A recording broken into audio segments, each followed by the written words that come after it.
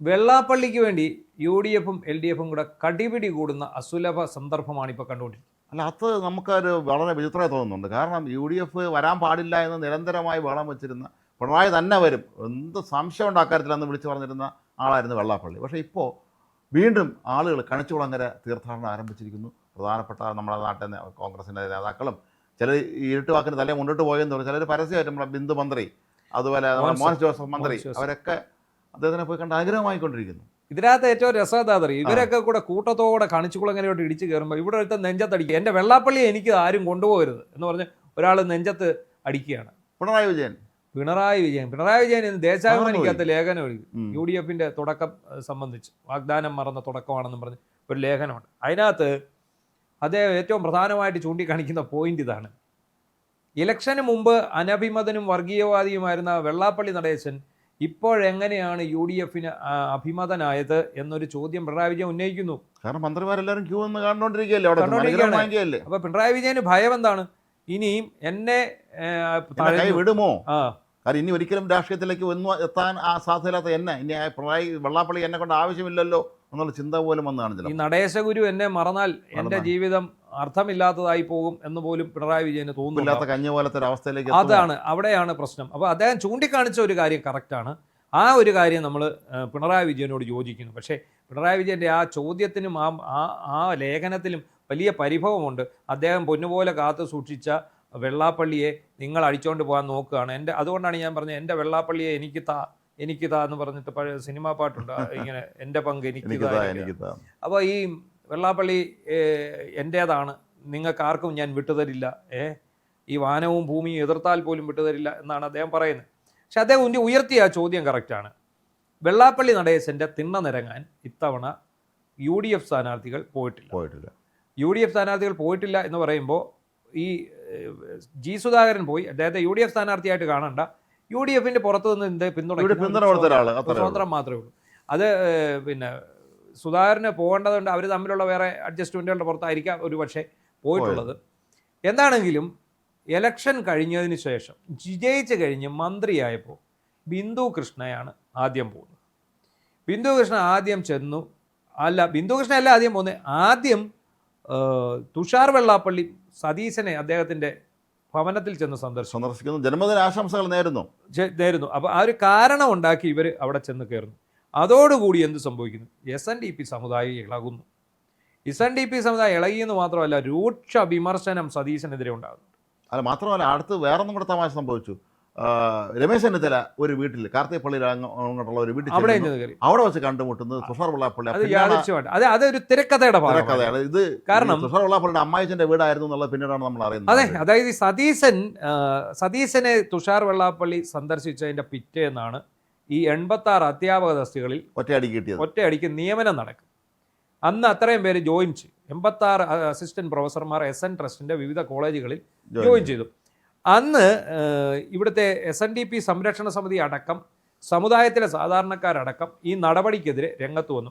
വെള്ളാപ്പള്ളി, തുഷാർ വെള്ളാപ്പള്ളി സതീശനെ കണ്ടതിനെതിരെ രംഗത്ത് വന്നു. രൂക്ഷമായ വിമർശനം ഉണ്ടായി. അന്നേരമാണ് തുഷാർ വെള്ളാപ്പള്ളി തിരിച്ചിറങ്ങി വന്നൊരു കാര്യം പറഞ്ഞു: ഞങ്ങൾ സതീശൻ ഇദ്ദേഹത്തെ കാണും. വെള്ളാപ്പള്ളി നടേശനും സതീശനുമായി കൂടിക്കാഴ്ച. പിന്നീടാണ് അതിൻ്റെ ഗുട്ടൻസ് പിടികിട്ടിയത്. അത് നമ്മൾ പുറത്തു വിട്ടു. അത് വളരെ യാദൃച്ഛികം എന്നോണം സതീശനുള്ള ഒരു സ്ഥലത്തേക്ക് വെള്ളാപ്പള്ളി ചെല്ലും. യാദൃച്ഛികം, ഒരിക്കലും പ്ലാൻഡ് അല്ല, അവിചാരിതമായ കണ്ടുമുട്ടൽ, ആകസ്മികമായ കണ്ടുമുട്ടൽ എന്നുള്ള രീതിയിൽ രണ്ടുപേരും കണ്ടുമുട്ടി കെട്ടിപ്പിടിച്ച് മഞ്ഞുരുക്കാനുള്ള ഒരു ശ്രമം നടത്താനായിരുന്നു. അത് നമ്മൾ പുറത്തു വിട്ടു. ആലപ്പുഴയിലെ MLA-മാർക്ക് സ്വീകരണം കൊടുത്തിരുന്നു കേരളത്തിലെ ഒരു പ്രമുഖ മാധ്യമം. അതിൽ വെള്ളാപ്പള്ളി ഉണ്ടായിരുന്നു. പക്ഷേ അതിന് M. ലിജുവും രമേശ് ചെന്നിത്തലയും വിട്ടു. അതിനും കാരണമുണ്ട്, അത് പറയാം. അതിനുശേഷമാണ് ഈ വെള്ളാപ്പള്ളി നടേശൻ്റെ തുഷാർ വെള്ളാപ്പള്ളിയുടെ അമ്മായിപ്പൻ്റെ വീട്ടിൽ വെച്ച് അമ്മായിപ്പൻ്റെ വീട് പരാമർശം ഇല്ലായിരുന്നു, ഒരു വീട്ടിൽ കണ്ടു. അപ്പോൾ അതും ഈ പറഞ്ഞ പോലെ നമ്മൾ ഈ പറഞ്ഞ ആകസ്മികമായ കണ്ടുമുട്ടലാക്കി മാറ്റി ഇദ്ദേഹത്തെ അങ്ങോട്ട് ക്ഷണിക്കാൻ. ഇതൊക്കെ വല്ല കോൺഗ്രസ് നേതാക്കന്മാരും പ്ലാൻ ചെയ്ത് നടപ്പാക്കുന്നില്ല. അവസാനം ചെന്നിത്തലയ്ക്ക് വിനയാവൂ എന്നുള്ളത് വേറെ സത്യമാണ്. അത് കഴിഞ്ഞപ്പോഴാണ് നമ്മുടെ സതീശൻ്റെ ദൂതുമായിട്ടെന്നോണം ബിന്ദു കൃഷ്ണ വെള്ളാപ്പള്ളിയെ വണങ്ങാൻ പോകുന്നു. വെള്ളാപ്പള്ളി അനുഗ്രഹിക്കുന്നു. പടം പുറത്ത് വന്നോടെ ബിന്ദു കൃഷ്ണയ്ക്കെതിരെ രൂക്ഷമായ സൈബർ ആക്രമണം അത് ഈഴവ സമുദായത്തിൽ നിന്നുമുണ്ടായി, അതുപോലെ തന്നെ മുസ്ലിം സമുദായത്തിൽ നിന്നുമുണ്ടായി. കേരളം അങ്ങോളം ഇങ്ങോളമുള്ള കോൺഗ്രസ്സുകാർ ഒന്നടങ്കം ഇതിനെതിരെ രംഗത്ത് വന്നു. അത് മാത്രമല്ല അത് കഴിഞ്ഞാണ് ഈ പറഞ്ഞ പത്രത്തിന്റെ പരിപാടിയിൽ നിന്ന് ബിജുവും ഈ പറയുന്ന ചെന്നിത്തലയും വിട്ടുനിന്നു. അത് കഴിഞ്ഞ് മോൻസ് ജോസഫ് പോകുന്നു. ഇതൊക്കെ കാണുമ്പോൾ പിണറായിക്ക് സങ്കടമാണ്. ദൈവമേ, ഞാൻ എൻ്റെ പോക്കറ്റിലിരുന്ന ഒരാളാണല്ലോ, ഇയാൾ കൈവിട്ട് പോകുമോ?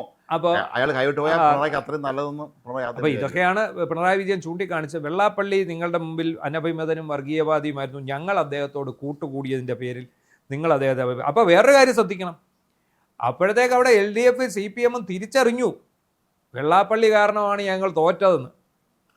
CPI സംസ്ഥാന സമ്മേളനം മറ്റോ നടന്നു, 2 നീട്ടി വെള്ളാപ്പള്ളി ഇരുന്ന് പൈസ വാങ്ങിച്ചു എന്ന് വെള്ളാപ്പള്ളി പിന്നീട് പറഞ്ഞിട്ടുണ്ടായിരുന്നല്ലോ, ആലപ്പുഴ അങ്ങോട്ട് സമ്മേളനം നടന്നപ്പോൾ. അപ്പോൾ അപ്പോൾ വെള്ളാപ്പള്ളിക്ക് എവിടുന്ന ഈ പൈസ? എടാ, കുടുംബത്തിൽ നിന്നും എടുത്ത് കൊടുക്കുന്നതല്ല, നാട്ടുകാർ ജോലിക്ക് കൊണ്ട് കൊടുക്കുന്ന പൈസ എടുത്ത്, അതായത് വഴി കിടക്കുന്ന തേങ്ങ എടുത്ത് അടിക്കുക എന്നുള്ള പരിപാടിയേ ഉള്ളൂ. എന്നിട്ട് അതിൻ്റെ പേരിൽ അദ്ദേഹം ഊറ്റം കൊള്ളുകയെന്നും വേണ്ട, അങ്ങനെ കുടുംബ സ്വത്തിൽ നിന്നും എടുത്ത് കൊടുത്തതല്ലോ, നാട്ടുകാരെ പറ്റിച്ചുണ്ടാക്കിയ കാശല്ലേ. അപ്പോൾ അതിനെക്കുറിച്ച് കൂടുതൽ അദ്ദേഹം വാചം അടിക്കാതിരിക്കുന്നതായിരിക്കും നല്ലത്. അപ്പോൾ എന്താണെങ്കിലും ശരി, ഈ വെള്ളാപ്പള്ളിക്ക് വേണ്ടി ഇപ്പോൾ കടിപിടിയാണ്. അപ്പോൾ കടിപിടി എന്ന് പറഞ്ഞാൽ ഇപ്പോൾ CPM വെള്ളാപ്പള്ളിയെ തള്ളാത്ത ഒറ്റയാളേ ഉള്ളൂ, അത് പിണറായി വിജയൻ. ബാക്കി എല്ലാവരും തള്ളി. എല്ലാ മീറ്റിങ്ങുകളിലും എല്ലാ കമ്മിറ്റികളിലും വെള്ളാപ്പള്ളിക്കെതിരെ രൂക്ഷമായ വിമർശനം ഉയർന്നു. അപ്പോഴാണ് വെള്ളാപ്പള്ളിക്ക് ഒരു തിരിച്ചറിവുമായിട്ട് രംഗത്ത് വന്ന്, എൻ്റെ ചോര നിങ്ങൾ എടുത്തോളൂ, എന്നെ നിങ്ങൾ ബലിയാടായിക്കോളൂ, പാവം പിണറായിയെ നിങ്ങൾ വെറുതെ വിടൂ എന്ന് അദ്ദേഹം പറയുന്നത്. എന്താണെങ്കിലും ശരി, ഈ പറഞ്ഞ വെള്ളാപ്പള്ളിയെ ഉപയോഗിച്ച് ഒരു കാരണവശാലും മുന്നോട്ട് പോകുന്നത് UDF നല്ലതല്ല. വലിയ തിരിച്ചടി തന്നെ ഉണ്ടാകും. ഈഴവ സമുദായത്തിനിടയിൽ ഏറ്റവും അനഭിമതനാണ് വെള്ളാപ്പള്ളി നടേശൻ. അത്യാവശ്യം കുറേ പേർക്ക് കമ്മീഷനും പ്രയോജനമുള്ളവർ മാത്രമാണ് ചുറ്റിനും നിൽക്കുന്നത്, അല്ലാത്തതെല്ലാം. മാത്രമല്ല, വെള്ളാപ്പള്ളി തലയൊക്കെ വെച്ച് അനുഗ്രഹിച്ച ബിന്ദുകൃഷ്ണ മന്ത്രിയുടെ തലയിൽ 3 തലയിൽ തിളച്ച പായസം കൊടുക്കുന്ന കാര്യം എല്ലാവരും ഓർക്കുക. മോൻസ് ജോസഫിനെ കാത്തിരിക്കുന്നത് എന്താണെന്നുള്ളത് നമുക്ക് അറിയാൻ പറ്റും. അതാണ്, അതായത് പിണറായി വിജയനെ പോലെ മറ്റൊരു മാൻഡ്രേക്ക് തന്നെയാണ് ഈ വെള്ളാപ്പള്ളി നടേശൻ. ആ പടവും കൂടെ വെച്ച് കഴിഞ്ഞാൽ കൃത്യമാണ്. അദ്ദേഹത്തെ ഒരു പ്രതിമയാക്കി വെച്ചാൽ അസൽ മാൻഡ്രേക്ക് തന്നെയാണ്. അപ്പോൾ അത് എന്തുകൊണ്ടാണെങ്കിലും ശരി, UDF പരിഹസിക്കുകയാണ് പിണറായി വിജയൻ. അതിലൂടെ മറ്റൊരു സന്ദേശം കൂടി അദ്ദേഹം നൽകുന്നുണ്ട്, ഞങ്ങളുടെ തോൽവിക്ക് കാരണം വെള്ളാപ്പള്ളി നടേശനല്ല. അതാണ് അതിനകത്ത് പ്രധാനമായിട്ടും നമ്മൾ കാണേണ്ടത്. ആ വരികൾക്കിടയിലൂടെ വായിച്ചു നോക്കുക, വെള്ളാപ്പള്ളി നടേശൻ അല്ല LDF തോൽവിക്ക് കാരണം. അങ്ങനെ തോൽവിക്ക് കാരണം വെള്ളാപ്പള്ളി നടേശനായിരുന്നെങ്കിൽ UDF അയാളെ സ്വീകരിക്കുമോ എന്നുള്ളതാണ് ആ ചോദ്യം. അതാണ് പിണറായി വിജയന്റെ ലേഖനത്തിലൂടെ വെള്ളാപ്പള്ളിയെ വെള്ള പൂശുകയാണ്. UDF വെള്ളാപ്പള്ളിയെ ഏറ്റെടുക്കണമെങ്കിൽ വെള്ളാപ്പള്ളിക്ക് അതുപോലെ സമുദായത്തിൽ സ്വാധീനമുണ്ട്, അപ്പോൾ അദ്ദേഹത്തിൻ്റെ പിന്തുണയില്ല, ഭരിക്കാൻ പറ്റില്ല എന്നൊരു സന്ദേശം കൂടി കൊടുക്കുന്നു. സ്വയം പിണറായി രക്ഷപ്പെടുകയും വെള്ളാപ്പള്ളി നടേശനെ രക്ഷപ്പെടുത്തുകയും ചെയ്യുകയാണ് ഈ ഒരു ലേഖനത്തിൽ.